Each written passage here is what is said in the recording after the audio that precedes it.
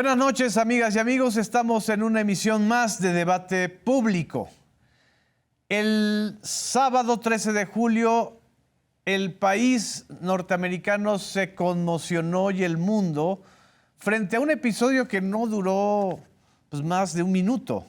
Fueron segundos del intento de asesinato del candidato o del aspirante a candidato republicano Donald Trump en este meeting de Pensilvania, que estamos observando aquí las fotos, y prácticamente dio un giro a al estado de ánimo y a la discusión pública en Estados Unidos, pero también a la discusión pública del mundo, que curiosamente no está coincidiendo con lo que en Estados Unidos se discute en estos momentos tras este intento de atentado, que revivió obviamente los fantasmas, los temores, los demonios de la sociedad norteamericana frente al magnicidio o a los magnicidios de los cuales Estados Unidos ha tenido varios, incluyendo a John F. Kennedy, Martin Luther King y los intentos de asesinato a Ronald Reagan.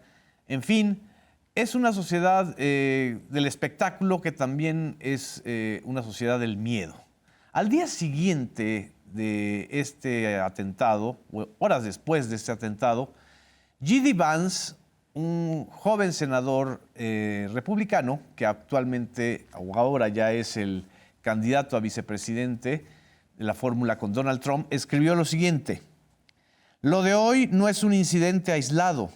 La premisa central de la campaña de Biden es que el presidente Donald Trump es un fascista autoritario al que hay que detener a toda costa.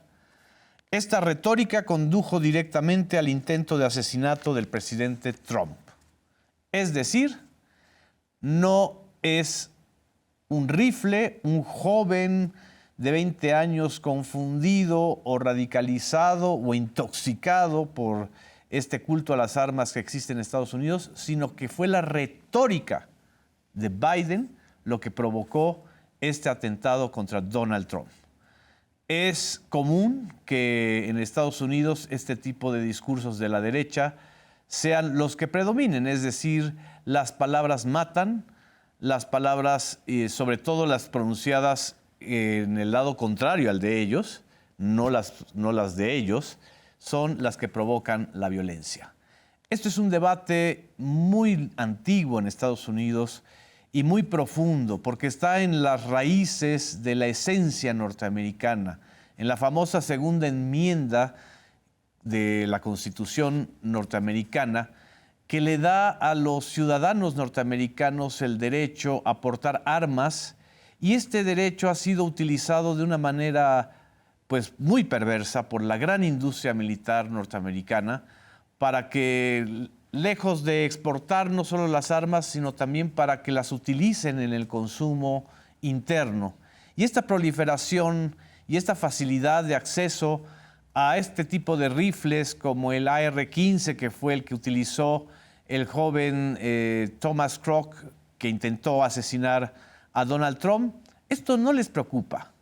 Ya desde hace algunas décadas, uno de los grandes escritores norteamericanos, ensayista, historiador, novelista, guionista de programas y de superseries, Gore Vidal, o Gore Vidal en español, había escrito lo siguiente: la sociedad norteamericana vive bajo el vigilantismo, es decir, el espíritu de quienes se toman por su mano la justicia ante la ineficacia o impotencia de los poderes públicos.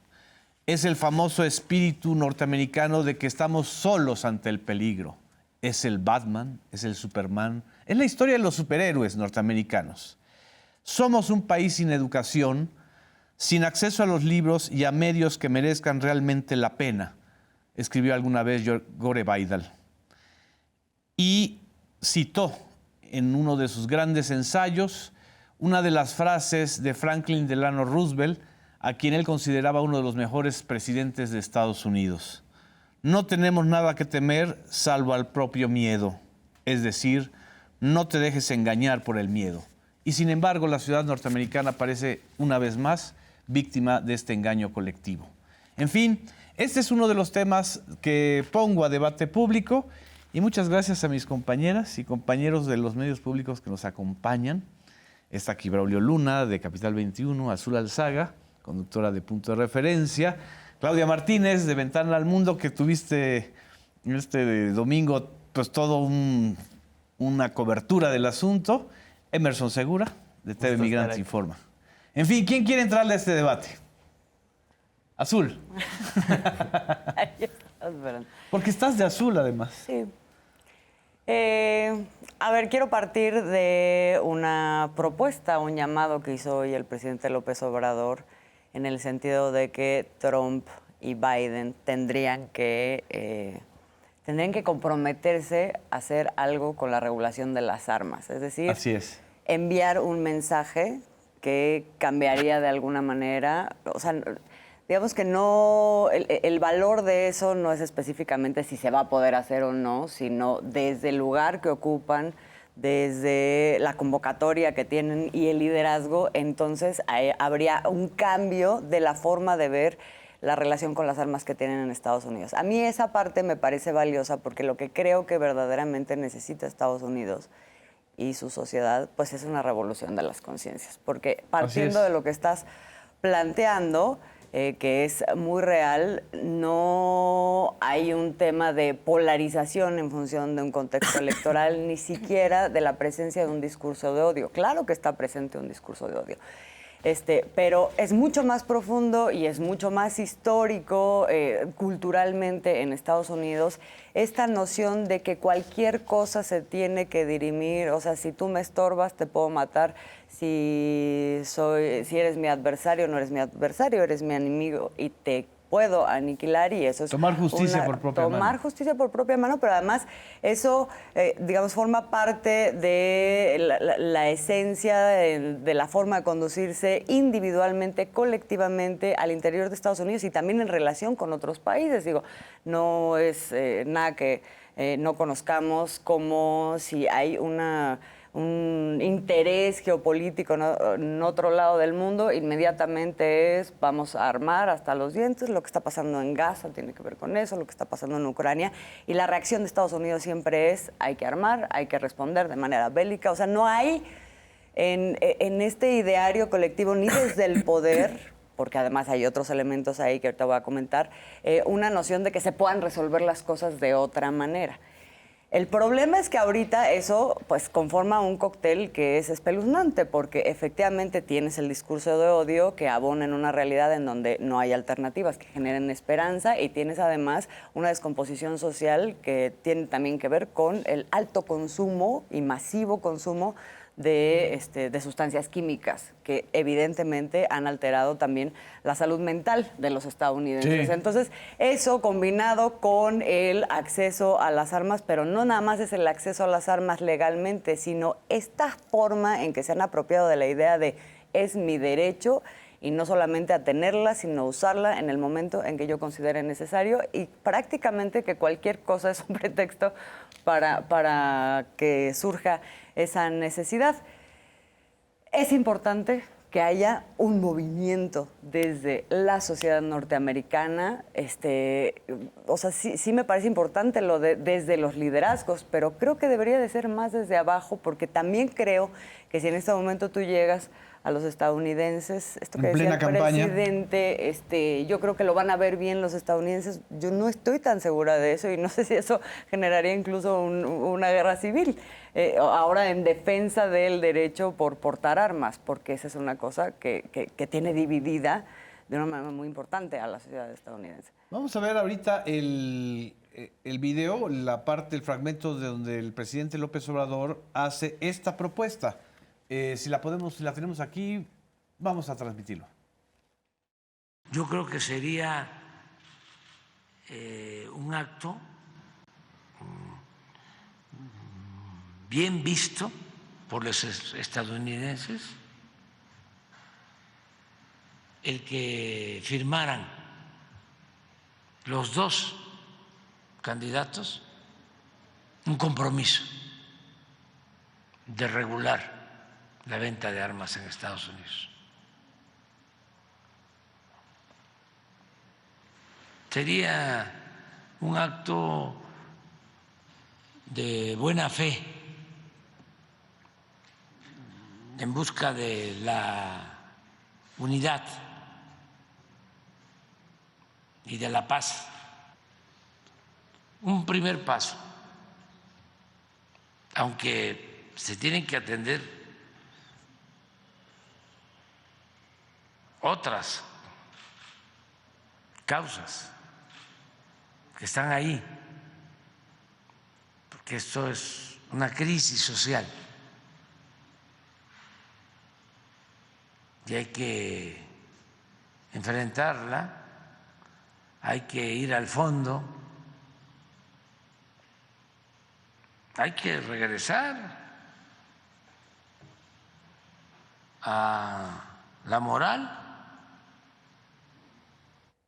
¿Qué tal, Azul?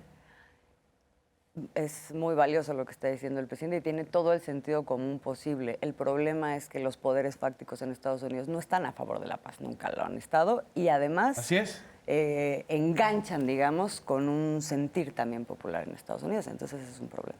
Gore Baila decía que los norteamericanos están acostumbrados a que les mientan y les gusta la mentira. Pero el tema todavía más profundo es que yo hice más o menos un paneo de varios medios, ustedes también seguramente, y al día de hoy el debate sobre la prohibición del acceso a las armas de tipo AR-15, de alto calibre y además de alto daño, no está en las páginas. Es decir, siguen discutiendo Los metros. cuestiones muy colaterales o típicas del debate norteamericano, que si es un iluminado Donald Trump, que si la retórica de Biden es lo que provocó esto. Es tan fuerte el debate que Biden tuvo que disculparse en estos días. No sé, ¿quieres comentar algo? Claro. Básicamente el foco después de pues ya lo maneja el FBI como un intento de asesinato, no así de magnicidio, lo están tratando de aminorar. Es como un antes y un después en la campaña de Estados Unidos y yo creo que en la historia reciente de las elecciones de Estados Unidos, por dos puntos importantes. Está la cuestión político-electoral y también está esta cuestión de las armas que lamentablemente dentro del panorama de Estados Unidos no se está tomando como un debate porque sí o sí finalmente el tema de la segunda enmienda constitucional del derecho a portar y usar las armas en defensa propia es algo que está básicamente en el ADN de los estadounidenses. Hay algunos que básicamente lo apoyen o no, finalmente es como una parte arraigada dentro de la sociedad de Estados Unidos. Y es bien interesante porque aquí se abre un doble debate, por así decirlo, por la cuestión político-electoral y también por la cuestión de la figura como el nuevo héroe de guerra Donald Trump, que es súper cuestionable. En la cuestión de las armas, se podría abrir también un corchete en cuanto a que por parte de los republicanos se está tomando esto como un punto de decir, ven como si es necesario incrementar las armas para que este tema de la violencia no llegue a ocurrir. Si le pasó a nuestro Mesías Donald Trump, que no le pueda pasar a cualquiera de ustedes, ciudadanos comunes, ¿no?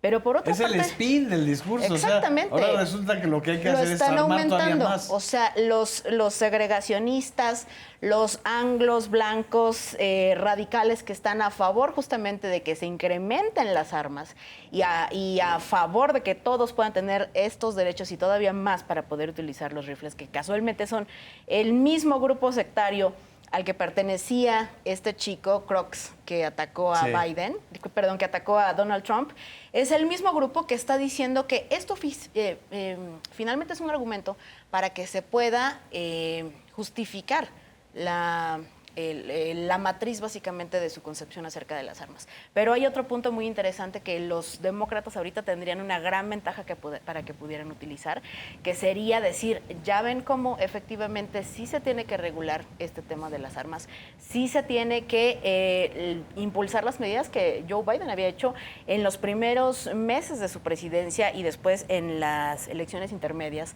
que había pedido que varias enmiendas se realizaran, ya no digamos para la la segunda enmienda constitucional, sino por lo menos para regular el tema de las identificaciones para comprar las armas, poner más control en las armerías, poder disminuir la capacidad de los tipos de armas para que no hubiera estos tiroteos masivos de 50 personas como se registraron en Las Vegas en el 2017, en Sandy Hook, que vimos apenas hace unos meses. Y no se ha podido lograr. Entonces esta podría ser una gran ventaja para que el Partido Demócrata finalmente llegara con una campaña súper agresiva y decir: este es el punto en donde la sociedad estadounidense tiene que terminar con esta polarización. Por esto es por lo que se debe de regular todavía más este tema de las armas, y ahí vendría muchísimo a colación el llamado que hace el presidente de aquí de México, que está diciendo, bueno, este es un parteaguas para que finalmente se pueda llegar a una regulación que marque un punto de seguridad dentro del sistema. ¿Qué tan pesada e importante es la Asociación Nacional del Rifle? No, bueno, es pesadísima y aparte es pues uno de los puntos más centrales dentro del Partido Republicano. Ellos Pero históricamente lo han apoyado. En el Demócrata, También dentro del mismo Demócrata Sí, financian campañas, es un gran lobby dentro del gobierno de Estados Unidos, dentro de los partidos. Y por supuesto que esto está relacionado total y directamente con las elecciones. O sea, es decir, veíamos ya ayer en el inicio de la Convención Nacional Republicana que básicamente eran pues como una mezcla entre la convención de la Asociación Nacional del Rifle con las mismas ideologías, como un poco de gospel, mezclado con las ideologías de CPAC ultraderechista de estas convenciones que hacen anuales. Entonces eran discursos recalcitrantes a favor de las armas, en contra del aborto, en contra de la inmigración. Todos los discursos que ha habido desde la mañana hasta la noche han ido en ese tono. Y básicamente lo que se está haciendo, y el misticismo de Donald Trump, que ayer en la noche se presentó como el Mesías salido de la guerra del Golfo, héroe de guerra, etcétera, una figura bastante cuestionable que hasta este momento lo que estamos viendo es que no solamente ha salido airoso de esto, sino incluso fortalecido. Wow. Emerson Segura. Sí, yo creo que justamente en lo que señalabas en torno a la cobertura mediática, por ejemplo, principalmente los medios estadounidenses sobre este hecho, sobre este ataque, yo creo que también reúne los ingredientes, el ataque, el hecho en sí, creo que reúne los ingredientes de la espectacularidad estadounidense tradicional, ¿no? Así es. Parece que tiene todos los ingredientes del siguiente blockbuster americano de Hollywood, ¿no? Es decir, tienes un presidente en funciones en pleno deterioro físico y mental, donde hay cuestionamientos a su alrededor. Digamos que un populista de extrema derecha que ya fue presidente y que amenaza con regresar, donde hay un ataque a su alrededor, ¿no? Pero creo que eso, yo creo que justamente en la forma, ¿no? O sea, en que justamente es la receta de los ingredientes justamente para los medios estadounidenses, para la audiencia justamente norteamericana, y que justamente el tema de fondo, que ahorita el bite del presidente López Obrador es importante porque menciona la palabra clave, o las dos palabras que no están en la discusión pública, que son crisis social.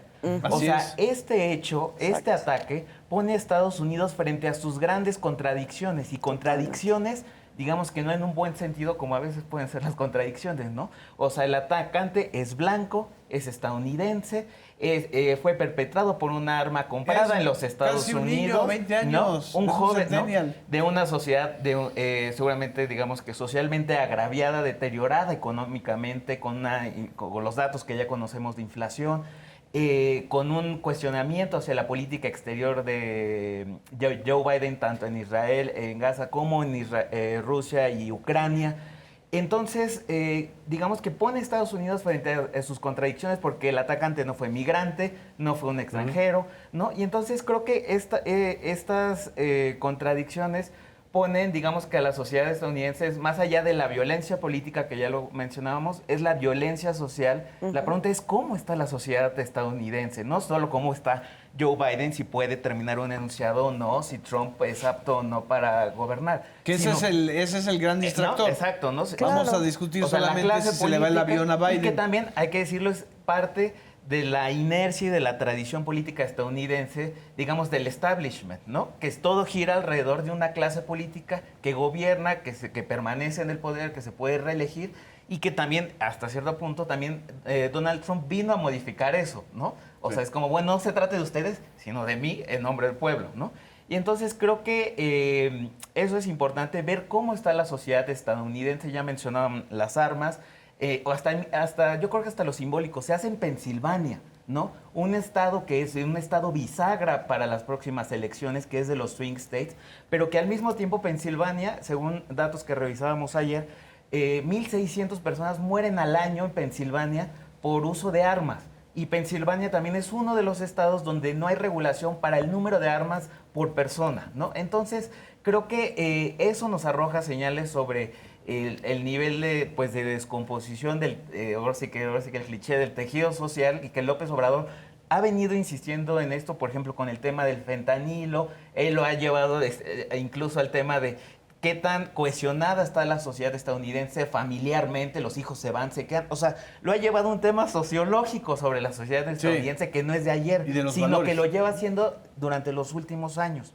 Y solo para apuntar algo sobre el tuit que leías ahorita sobre el nuevo vicepresidente, el candidato a vicepresidente republicano de J.D. Vance, creo que también nos da señales sobre estos elementos conspiranoicos que deben de ir siempre en el discurso político trumpista, porque no hay que decir, es que la derecha o la ultraderecha estadounidense, a ver, no, durante los últimos años también la derecha estadounidense ha vivido un proceso de transformación donde es una cosa rara que, digamos, que más asociada hay un trumpismo que es de cierta manera, ¿no?, que agarra teorías de conspiración, que agarra elementos de la derecha republicana. Por ejemplo, las armas es un elemento tradicional de la derecha republicana. Sí. Pero hay otros de la denominada alt-right, ¿no?, que convive con valores de la ultraderecha en Europa, lo vemos en España, lo vemos en Italia, ¿no? Lo de la CEPAC que mencionaba Claudia, ¿no? O sea, ¿Qué es la CEPAC? A ver, para quienes no sepamos. Bueno, la Conferencia de Acción Política Conservadora, sí, ¿no? Es, digamos que una convención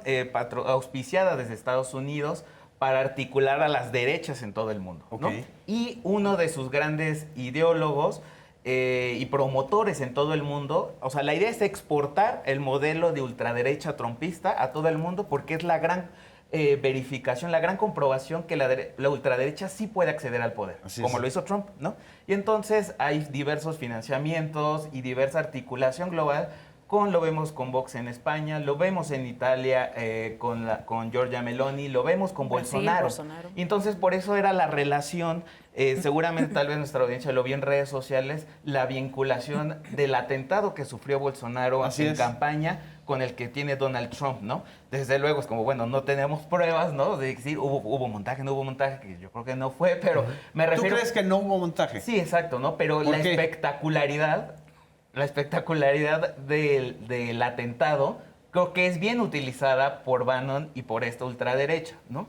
Yo creo que hasta ahorita no hay elementos para decir que hubo un montaje sobre este atentado, que tuvo que haber sido muy bien calibrado y calculado, ¿no?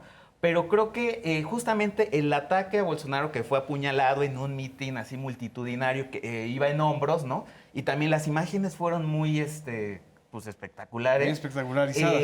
Digamos que se clavó, se inoculó en la mente de todos. Y bueno, eso desde luego está más que comprobado que quien recibe el atentado, digamos que siempre hay beneficiarios, ¿no?, y hay perdedores, ¿no? En este caso pues fue Bolsonaro, y digamos que también en Brasil pues hay un bolsonarismo importante, evangélico, con diferentes rasgos, ¿no?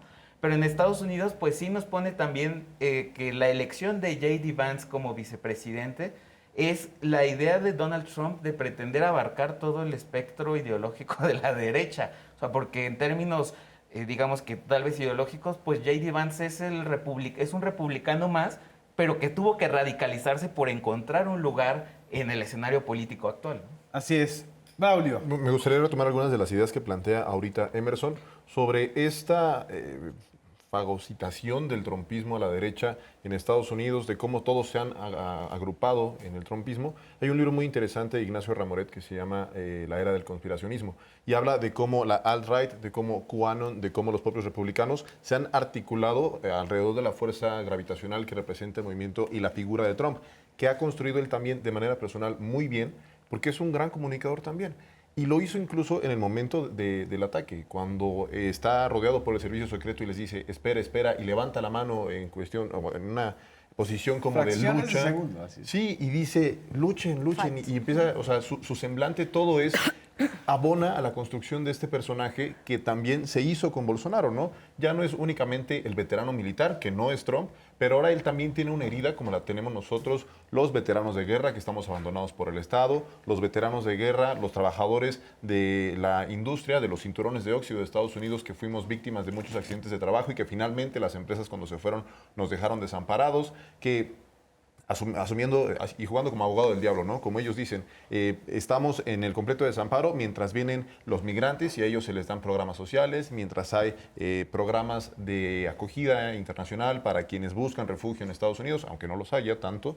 Esa es una gran teoría que se ha impulsado en muchos movimientos o regímenes sociales que viran hacia la derecha, y esta teoría del gran reemplazo, que es que los migrantes, que los pobres, que los latinos, que los musulmanes, que todas las minorías... Asiáticos también. Los asiáticos también en algún momento van a reemplazar a el arquetipo del hombre estadounidense, que es este hombre blanco, trabajador, con amor por las armas, que ama Estados Unidos, que ama las águilas, que ama la bandera, y que hoy se ve muy representado en Donald Trump. También creo que esta construcción del personaje va mucho a tratar de que la gente lo vea como uno de ellos, uno de ellos, es decir, que se sientan representados, por eso decía lo de los veteranos de guerra. Y me parece también, yendo un poquito al nombramiento de Vance, que también obedece a esa naturaleza. Exacto. Porque J.D. Vance también es víctima de las circunstancias, porque publicó un libro en 2016 que se llama Hillbilly, una elegía rural, que salió precisamente en 2016 cuando estaba Donald Trump contendiendo por la candidatura.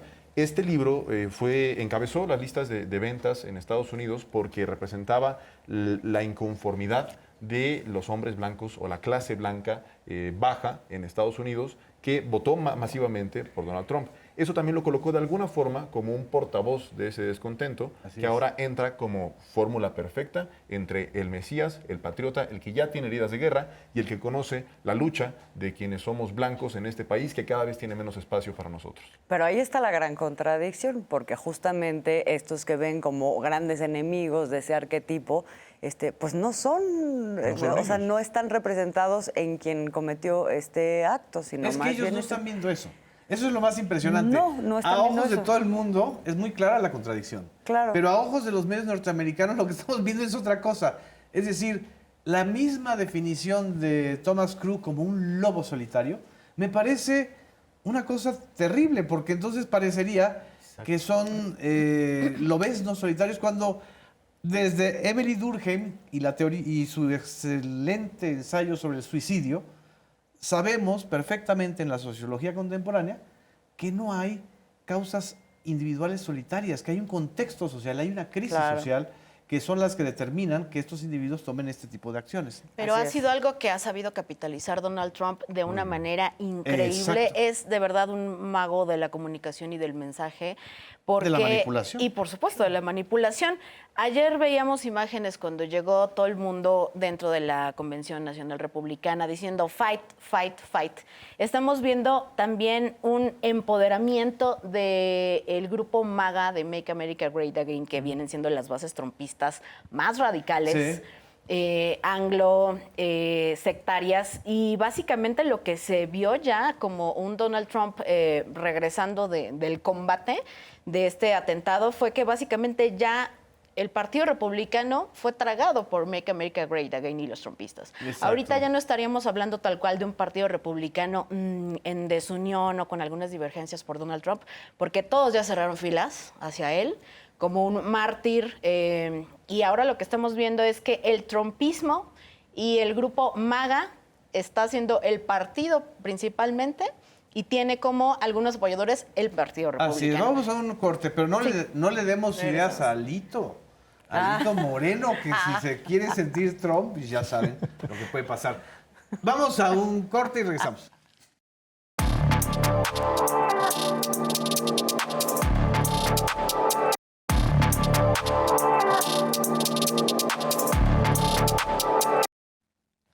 Regresamos a Debate Público.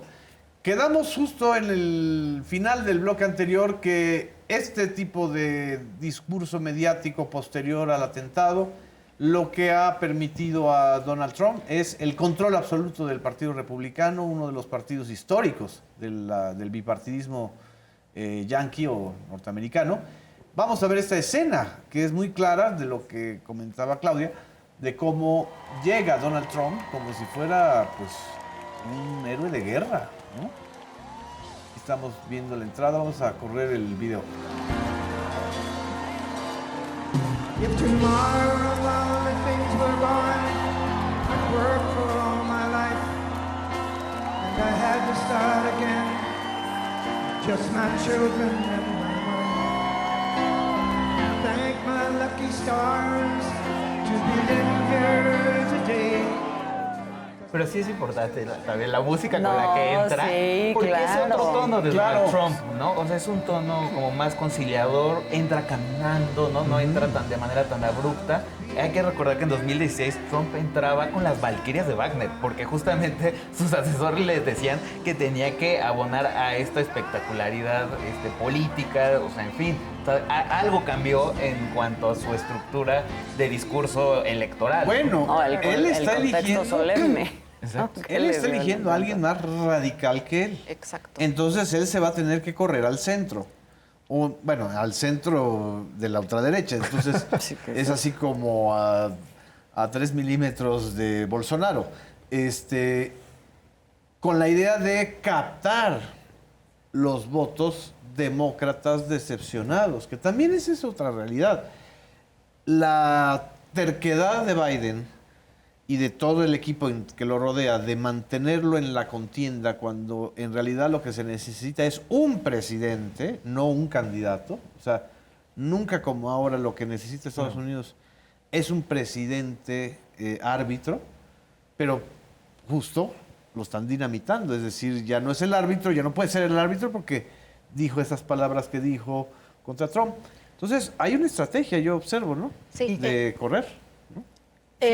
Adelante. No.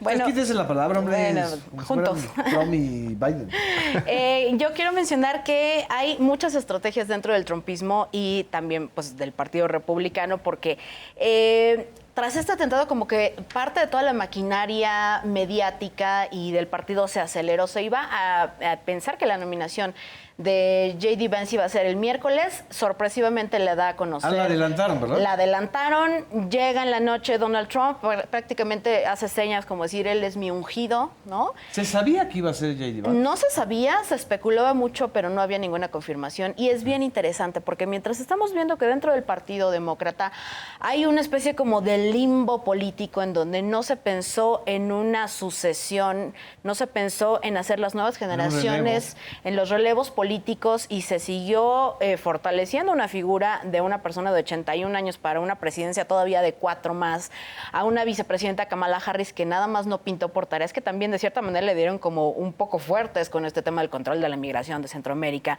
para Estados Unidos. Y por el otro lado estamos viendo a un partido republicano y a un Donald Trump y al trumpismo que ya no está pensando solamente en mostrar a un candidato de fórmula a la vicepresidencia más joven y más radical, porque tiene apenas J.D. Vance 39 años. Sino que estamos No está viendo tan ya joven, prácticamente una Pero lo plantean como el más joven, ¿no? es De uno los de los más aspirantes, sí, jóvenes ¿no? de los Y también aspirantes. Tiene apenas 2 años en el Senado.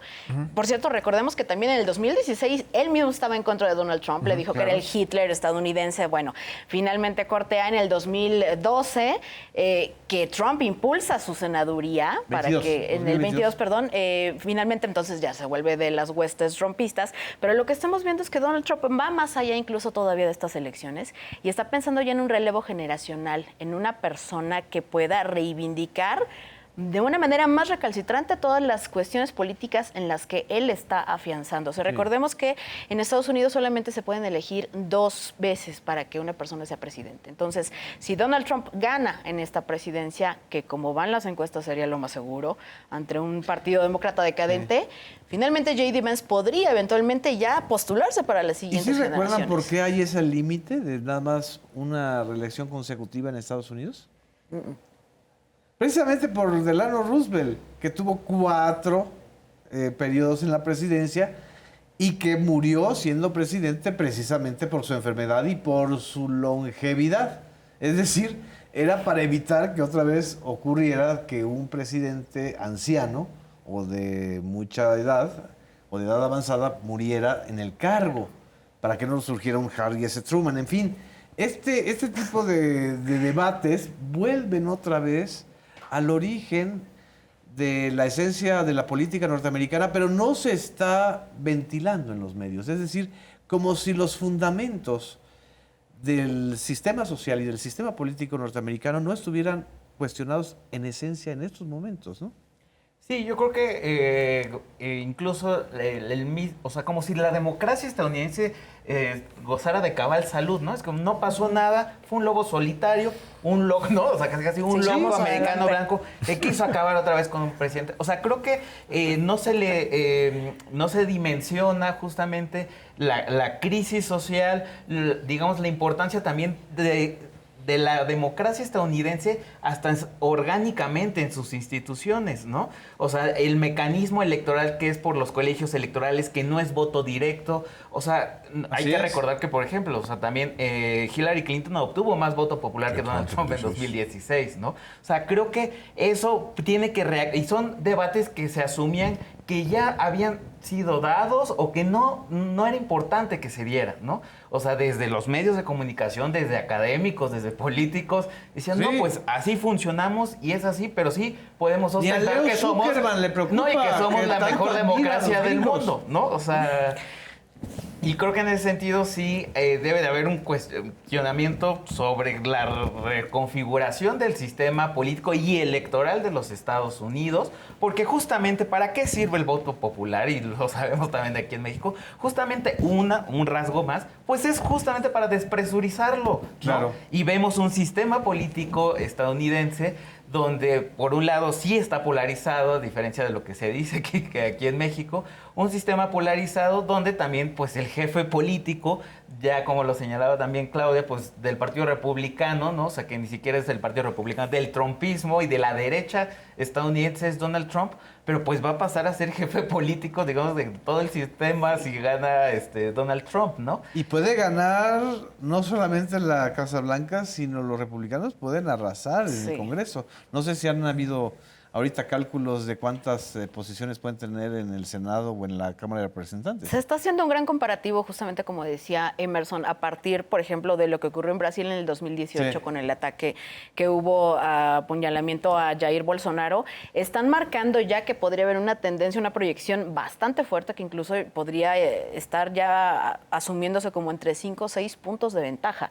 Hasta el momento, el promedio de las De ventaja encuestas de marca la presidencia. de los republicanos. Ajá. Así es. Y también se podría esto reflejar en el legislativo. Entonces, es decir, no solamente podría llegar el trumpismo de nuevo, sino incluso todas las huestes conservadoras. Y con lo que eso significa hay en que todas las recordar políticas. que en el sistema estadounidense pues hay una reelección, digamos que indefinida. O sea, pueden reelegirse los representantes, ¿no? legisladores. Digamos que por eso Biden pues pasó 30 años en el Senado. O sea, Claro. estamos hablando Sí, también bueno, de Chuck una... Schumer, que o también sea, ya tiene estamos hablando de lapsos. una clase política estadounidense rígida que no se mueve políticamente, que incluso, o sea, por eso vemos a J.D. Vance pues como una joven revelación política republicana, pues porque digamos ante esta ausencia también de cuadros de una clase política anquilosada en los Estados Así Unidos. es, Braulio. Y que sí es, y a lo mejor futureando un poquito o bastante, el posible relevo de Donald Trump, que todo indica que sí ganaría las elecciones de noviembre de este año.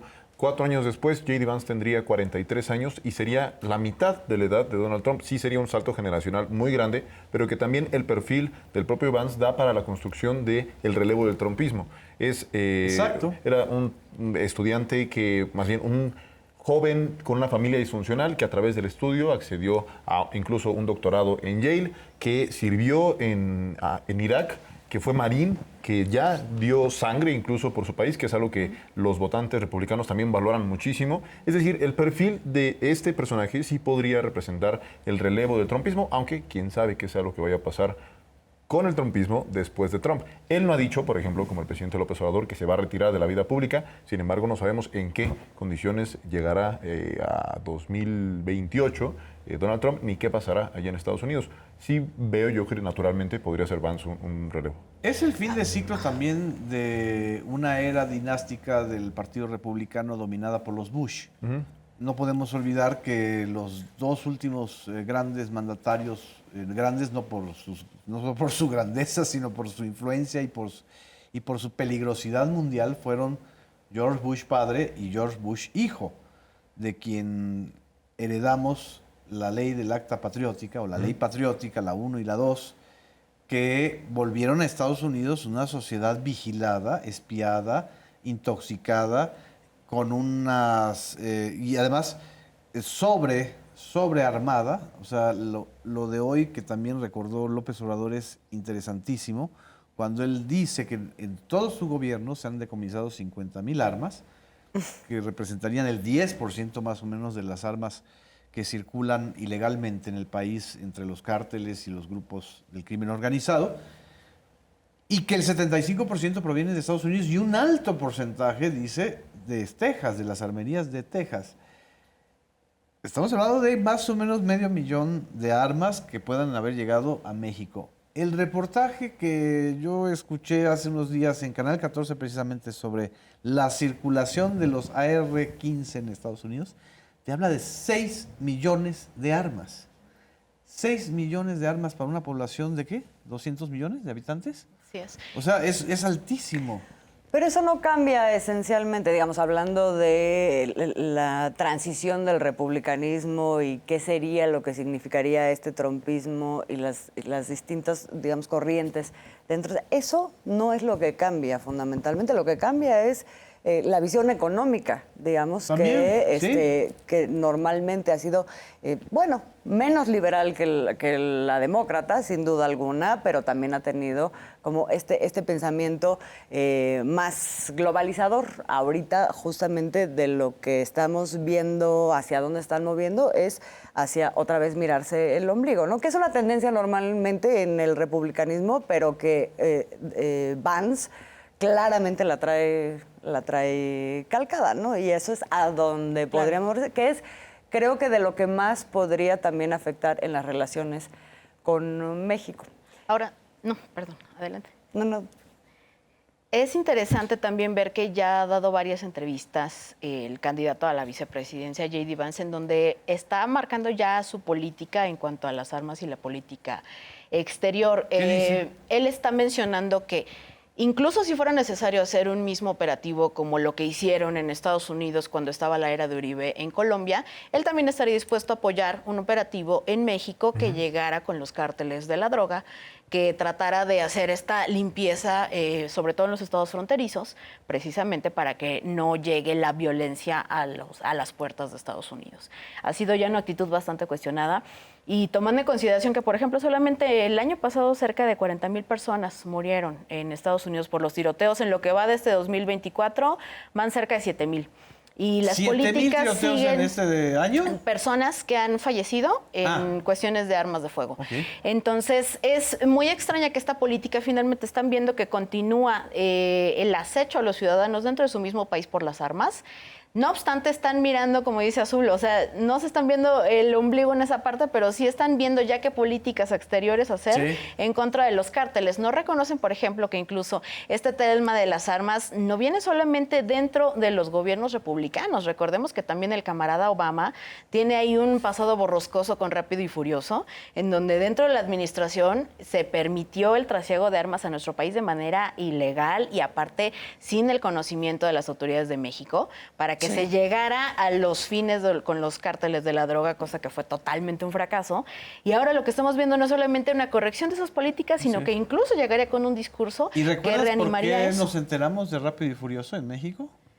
Por la cuestión de las armas que mataron finalmente también a personajes, Exactamente, porque agentes acabaron de en la Ciudad CIA. Juárez. Así es. Pero fueron documentos de Wikileaks. ¿Sí? O sea, los cables de Wikileaks, que fueron editados completamente por La Jornada, en el caso de los que se relacionaban con México, donde ya estaba planeado desde Bush esta operación de inducir el tráfico de armas para supuestamente seguir la ruta, según ellos, del comercio ilegal. pero en realidad era una técnica de armar a los cárteles Así es. mexicanos para hacer un negocio. O sea, no nos vayamos, ¿no? No, y que bueno, también creo que eso nos puede llevar a la pregunta que uno, pues no hay que infravalorar a los vicepresidentes. El vicepresidente era Joe Así Biden es. de Barack Claro. Obama, ¿no? Y hay que recordar que, por ejemplo, ¿quién fue el vicepresidente de Bush? Pues Dick Cheney, ¿no? También Así es. uno de las mentes y de los artífices de la guerra de Irak y de, digamos que, pues del sector reconocido como los halcones de mano dura dentro del Partido Republicano. El Así mismo es. Nixon fue vicepresidente VP de Eisenhower, ¿no? También, bueno, después Johnson con Kennedy, después de que lo matan, ¿no? Pero me refiero que de distintas maneras, creo que es tal vez porque Mike Pence y Kamala Harris han tenido un papel bastante marginal y sí ceremonial, ¿no? Como incluso se hace burla en los Estados Unidos. Pero también muchos vicepresidentes pues sí han tenido cierto juego Claro. político importante en política exterior y también que, bueno, son el voto de desempate en el Senado de los Estados Unidos, ¿no? Así que pues sí, no hay que infravalorar a los vicepresidentes y ver pues también que estas propuestas como la de Vance de cerrar la frontera, de armar, de entrar a México para acabar con los carteles, pues no son menores y que coinciden totalmente. Lo dice Trump, ¿no? Es una calca mía, ¿no? Algo así señaló Así el es. día de ayer. Y que además va a contar con un Congreso que puede respaldar esa clase de... Así es. esa y si clase se de- que arrasan eso no fue la misma circunstancia que tuvo Donald Trump. en el 16. Y que fue con Antes. los que, hay que también decirlo, con los que se confrontó el presidente López Obrador cuando tenían diversas propuestas radicales sobre justamente, o sea, legisladores republicanos radicales, donde el presidente literal sacó la lista de quiénes eran. O sea, creo que también ahí nos habla de, pues, el instinto político, perdón, del presidente López Obrador, que tenía, pues, la película completa sobre hacia Así es. dónde estaba avanzando esa clase política Y estadounidense. también sobre esta propuesta de que el ejército de Estados Unidos entra a nuestro país para acabar Exacto. con los cárteles de la droga, no es una ocurrencia, lo dijo por primera vez J.D. Vance en julio de 2023 cuando dijo: yo tengo la tarea de convencer al presidente, sea demócrata o republicano, de permitir que las Fuerzas Armadas entren a México para acabar con el crimen organizado. Frente a este panorama, yo les hago la pregunta para entrar en este debate antes de que se nos acabe el programa. ¿Qué podría, debería o tendría que hacer la presidenta electa Claudia Sheinbaum frente a lo que ya vemos que es un escenario que le va a tocar? Es decir, va a tener que gobernar con Donald Trump en la Casa Blanca, es el escenario tendencial más posible, más perfilado, y con qué instrumentos se puede intentar gobernar cuando la circunstancia que le toca a López Obrador con Trump y con Biden es muy distinta. ¿Cómo ves tú? Yo creo que en la parte económica México llega a la mesa de negociación en otras condiciones, ¿no? Exacto. O sea, hay toda una serie de circunstancias que tienen que ver además con la relación con Estados Unidos. En este momento México es el primer socio comercial de Estados Unidos y eso implica que digamos, en su momento Donald Trump, una de las cartas que usó fue la amenaza de subir aranceles. En este momento también lo podría hacer, pero México también lo podría hacer y eso también afectaría a la economía de Estados Unidos. Entonces, creo que en la medida en que hay un proyecto económico de desarrollo que involucra a muchos sectores de poder económico en Estados Unidos, empresariales, etcétera, esa parte siempre es algo que le da valor el gobierno de Estados Unidos. Finalmente, el dinero es el que gobierna en Estados Unidos. Esa es una parte. Pero además, en términos de las negociaciones comerciales, creo que también México tendría mucho que decir y monedas de cambio que tener en Claro. esa mesa como para no quedar vulnerado o quedar solamente sujeto a las definiciones que pueda tener Estados Unidos, sobre todo en el tema migratorio, que me parece que es donde más pues amenazas podríamos ver o estas intenciones de en el terreno Violar la fronterizo tomar acciones que no pudiera retener México, ¿no? En su momento. Creo que se tendría que sostener con las políticas que ha tenido Andrés Manuel López Obrador, pero creo que tiene mejores condiciones también para negociar. Va a tener otro equipo también. Es decir, va a tener un secretario de Seguridad Pública o Seguridad Ciudadana Tomás García Harfuch, que es palomeado por ciertos sectores de la mano dura norteamericana. Es un policía profesional muy armado, perfilado, entrenado en esa lógica de un sector norteamericano, pero también va a tener a un canciller que es de otro tipo, y también tendrá a una especie de canciller inspectore para América Latina.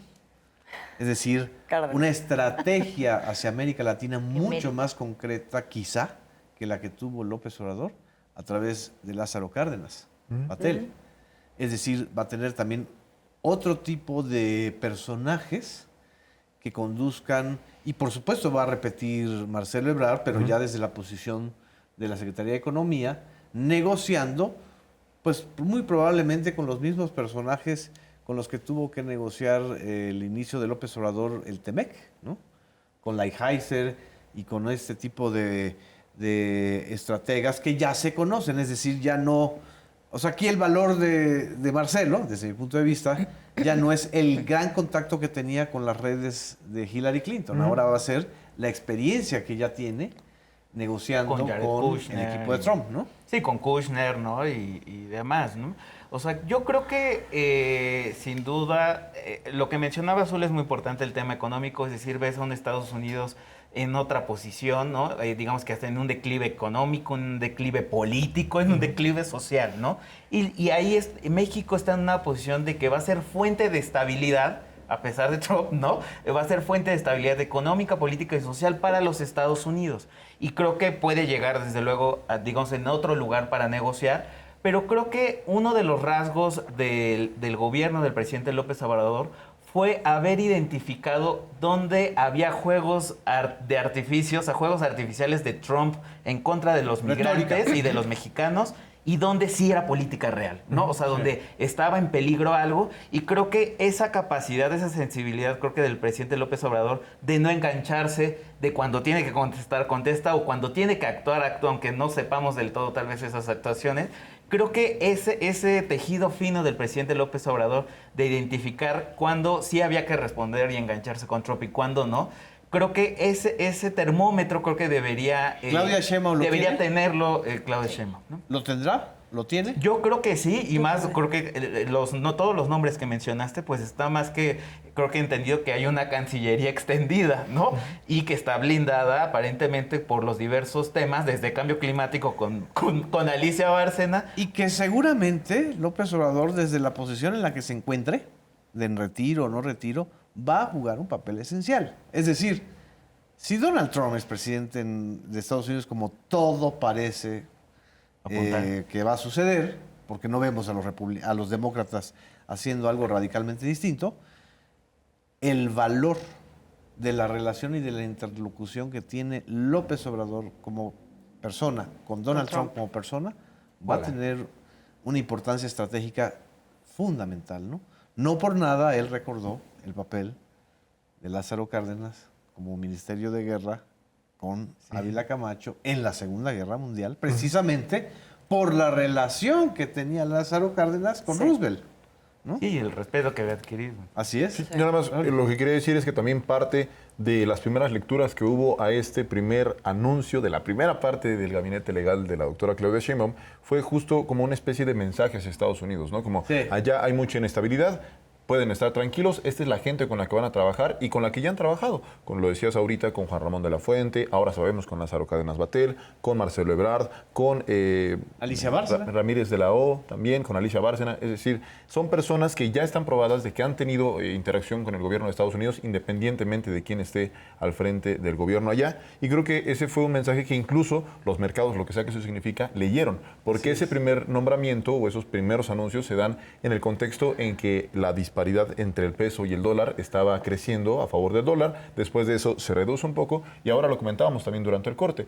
Cuando pasa este intento de atentado contra Donald Trump, lejos de que generara inestabilidad y de que el peso se cayera, el peso se fortalece. Que refuerza lo que planteaba ahorita Emerson, México es fuente de certidumbre y de tranquilidad en un contexto de crisis en todos los ámbitos en Estados Unidos.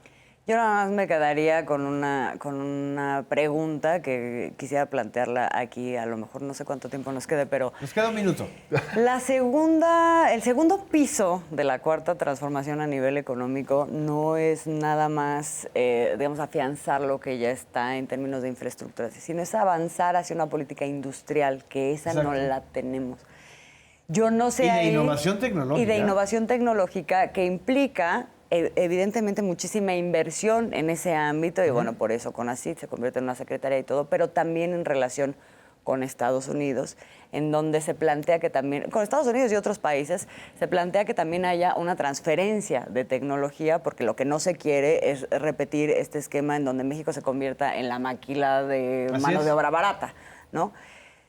¿Cómo acomoda un Donald Trump? ¿Cómo se puede acomodar frente a ese escenario en México? Me queda como cuestionamiento abierto. Porque no sé, porque también Donald Trump y, digamos, el esquema económico por el que normalmente han apuntado es hacia cerramos todo, no, somos nosotros, y no han sido en Estados Unidos particularmente generosos con la idea de que otros países se pudieran en algún momento convertir en una competencia, por ejemplo, ¿no? Así es, se nos acabó el tiempo. Nada más yo dejo de reflexión que yo sí creo que se va a tener que correr Trump al centro, que el Trump exit no va a existir, es decir, el aislacionismo es la negación misma de la esencia de Estados Unidos como potencia económica y militar. Entonces, quizá eso beneficie mucho a la administración de Claudia Sheinbaum. En fin, ya se nos acabó. Nos vemos en la próxima emisión de Debate Público. Muchas gracias. Hasta la próxima.